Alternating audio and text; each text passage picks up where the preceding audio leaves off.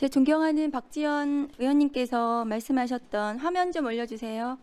특검에 파견나가 있는 검사들이 지금 복귀하겠다고 하고 있다는 것에 대해서 조치가 필요하다, 법사위 차원에서. 저 검사들은 행정공무원인데도 불구하고 그 정부의 파견 명령에 대해서 저렇게 집단적으로 항명하고 있습니다.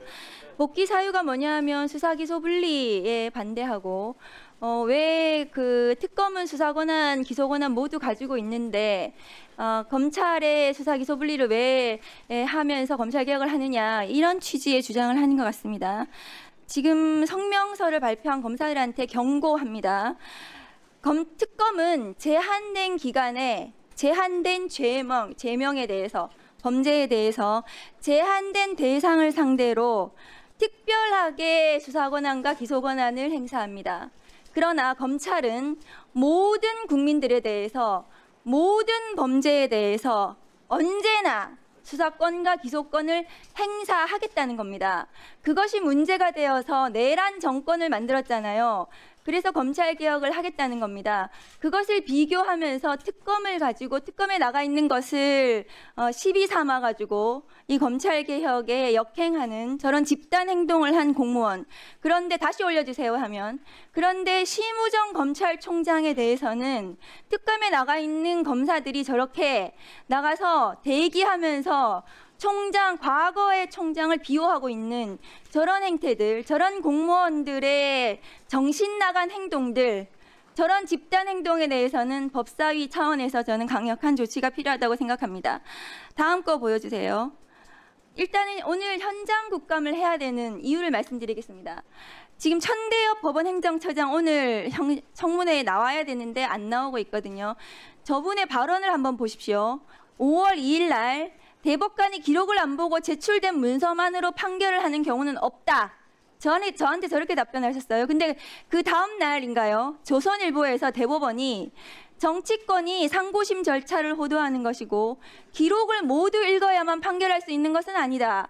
대법원은 또 저렇게 얘기했어요. 대법원 스스로도 자기들끼리도 말이 안 맞는 겁니다.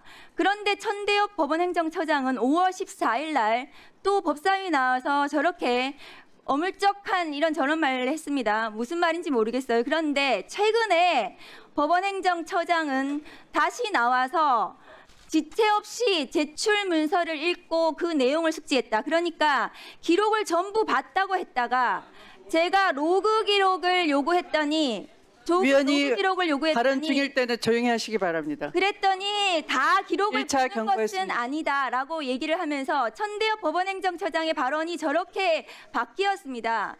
우리가 현장 국감을 해야 되는 이유는 대법관들이 기록을 7만 페이지를 못 봤대요. 봤는지 못 봤는지 모르겠습니다.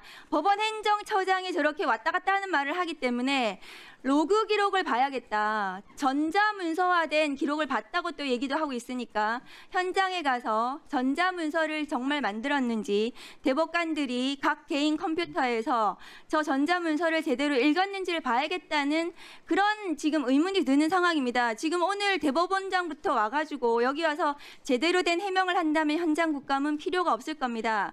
그리고 만일에 기록을 볼 정도로 대법관 수가 부족하다면 대법관은 늘려야 되잖아요. 그런데 대법관을 늘린다고 했더니 각 대법관별로 75평이 필요하답니다. 1조 몇천억이 필요하대요.